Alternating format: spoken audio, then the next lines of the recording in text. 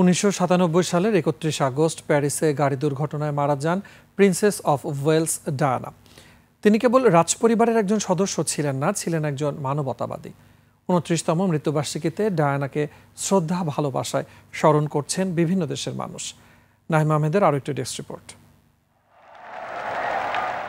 ২৮ বছর আগে প্যারিসে একটি টানেলে গাড়ি দুর্ঘটনায় মারা যান প্রিন্সেস অফ ওয়েলস ডায়ানা। দিনটি আজও বিশ্বজুড়ে লাখ লাখ মানুষের মনে শোকের স্মৃতি হয়ে আছে।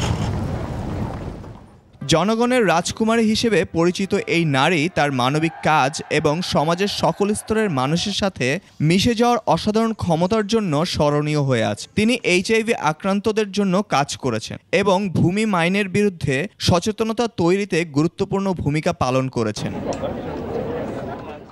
তার দুই ছেলে প্রিন্স উইলিয়াম এবং প্রিন্স হ্যারি তাদের মায়ের দাতব্য কাজগুলো চালিয়ে যাওয়ার মাধ্যমে ডায়ানার দেখানো পথে জনসেবামূলক কাজ করে চলেছেন। কেনসিংটন প্রাসাদের বাইরে এবং অন্যান্য স্মৃতিস্তম্ভে অসংখ্য মানুষ ফুল ও বার্তা রেখে তার প্রতি তাদের ভালোবাসা ও শ্রদ্ধা নিবেদন করছেন।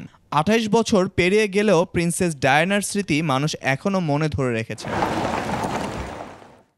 Naim Ahmed, desk report, ২১ television.